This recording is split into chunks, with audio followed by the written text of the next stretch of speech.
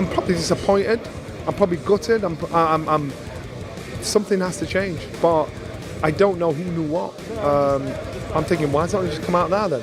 You know, I knew, and I'm hearing everybody else is saying they've only just found out. It's breaking news. What have you made of him? The drug cheat. Is that a fight you'd entertain? No, definitely. At no point, no. They've done him a raw deal, I think. But I say it, I'm truthful. They should have had more brains. It was a fucking pathetic move. Tested positive after traces of cocaine were discovered as a result of a routine test that was given to the Voluntary Anti-Doping Agency. It's understood that the anti-doping data on the day of The arena lights were still flickering when the first whispers broke out, and within seconds, shock tore through the boxing world like a courtroom verdict delivered live. Conor Benn's victory over Chris Eubank Jr. didn't look like boxing. It looked like a rogue science experiment. His punches were unnaturally explosive. His stamina seemed engineered, not earned. Every strike from Eubank was met with a force no clean athlete could generate. Analysts stared at each other in disbelief, and fans across America muttered the same chilling words. Something isn't right, and this was only the beginning. The Conor failed a drug test. That is a fact. It's not been denied anywhere.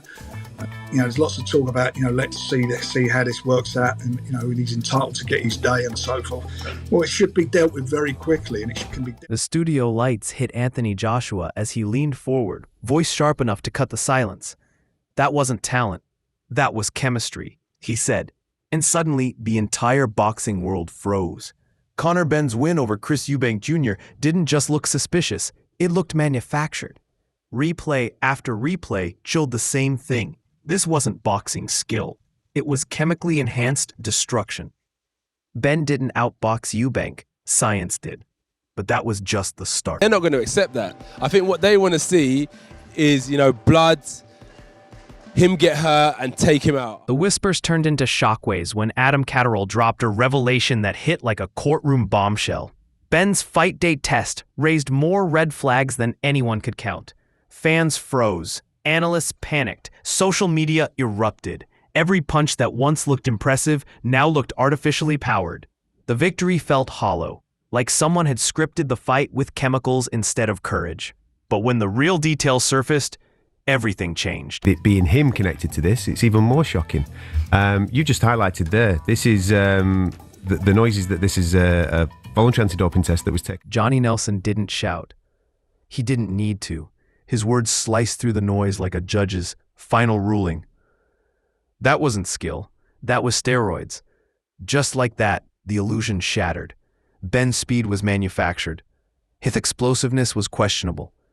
Every highlight replay suddenly looked like a scientific hoax. Eubank Jr. didn't lose to a better fighter. He lost to a chemically enhanced one. And that was only the surface. 2-minute interview. I always say, it don't matter what drugs you take. It doesn't make you a better fighter. Might make you stronger, might make you fit. It doesn't make you a better fighter, and that's proof. So until more news comes out, you just got to deal with it. Eddie Hearn stood in front of the cameras, tension etched into his voice.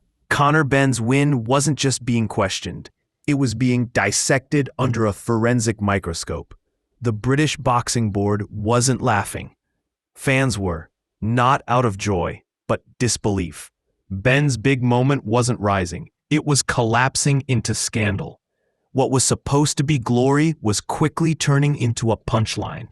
And the story was about to get darker. At the moment, the British Boxing Board of Control aren't. So we have to speak with them, deal with the legal situation and see where it lands. And this is quite fresh. Obviously, I don't even think it's 30 minutes. I think it's more like 10 or 15 minutes since that. And, we'll see what role. John Fury didn't release a statement. He unleashed a detonation. This isn't cheating. This is endangerment, he thundered. The room fell silent. Suddenly, the fight wasn't a sporting event. It was a crime scene. Benn's enhanced performance didn't just give him an unfair advantage. It could have seriously hurt Eubank Jr. This wasn't a win to celebrate. It was a warning to the entire sport. And what happened next shook everyone. If Conor Benn's been using, ban the fucker. Ban him. Because it's a dangerous sport. Whatever they do, whatever they don't. But I'm having no opinion on it at all. A man's innocent till Duke McKenzie looked straight into the camera, disappointment filling his voice. He didn't just stain his own name. He stained his father's legacy. The words hit harder than any punch. Nigel Benn built his career on honor and grit. But Conor, he chose shortcuts, chemicals, and controversy. This wasn't just a scandal. It was a generational disgrace. And the story didn't end there. He's done.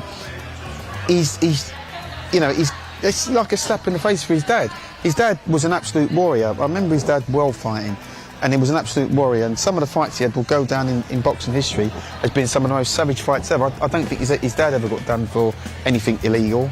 And to me, it's just wrong. Carl Frampton didn't hesitate. A lifetime ban wouldn't be too harsh, he said. Not with anger, but with cold precision. Suddenly, the entire boxing world froze. Benn's victory wasn't just controversial, it was dangerous. High-profile fighters carry responsibility, and he shattered it with one reckless decision. His moment of glory dissolved into disgrace in seconds. And when the real video evidence surfaced, the outrage exploded. High-profile guys getting caught, and it's just horrible. Genuinely, and I know you were about saying, without going fucking fully mental here, I just believe if you're caught with any performance-enhancing drug, you should be banned. Dave Coldwell didn't sugarcoat a thing. This isn't about skill, it's about morality. That line changed the narrative instantly. Fans weren't arguing about technique anymore. They were questioning integrity. Whether this was Benn's first test failure or his fifth didn't matter. The arrogance was undeniable. Every punch from that night now felt tainted and artificial. And the humiliation that followed was brutal. Fucking hell, cheating bastard. You know, that's the initial reaction. Whether it's a first fail or a third fail, that's the initial reaction. Your gut reaction is. But then obviously we don't know what he's failed for yet, and we don't know what it is. But then when it's someone that's failed 3 times, or this is the third adverse reaction. Adam Catterall didn't just analyze the fight. He delivered a warning to the entire sport. Benn's win exposed a terrifying truth. When anti-doping rules are ignored, lives are at risk. Careers aren't just damaged, they're destroyed. Benn might have walked out with a victory, but he also set a dangerous precedent. This wasn't just controversy, it was negligence. And now the truth was about to break wide open. And get paid. Correct. This should not be their decision. The British Boxing Board of Control should be standing up and taking the voluntary anti-doping test seriously. Absolutely. Yes, I know that you work with the UK anti-doping, I know that, but this is a test. He's popped hot. Let's look into it properly. What happens if something happens on Saturday night? Absolutely. What if we've already got a safety issue? When Gareth A. Davies said the words 14 supplements, you could feel the air leave the room. 14. That's not training. That's a pharmaceutical operation. Suddenly, Benn's victory didn't look supernatural. It looked staged. Every punch, every burst of energy, every surge of stamina now had a sinister chemical explanation. Fans weren't shocked anymore. They were horrified.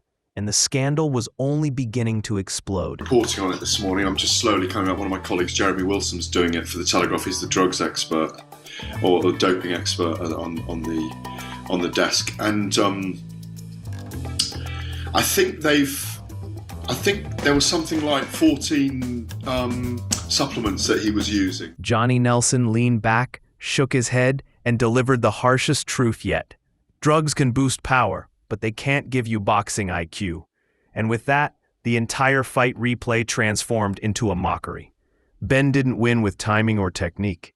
He won with artificial enhancement. His so-called masterclass was nothing but chemistry packaged as boxing. Fans felt betrayed. Experts felt insulted. The sport felt humiliated. This wasn't boxing. It was chemistry class on pay-per-view.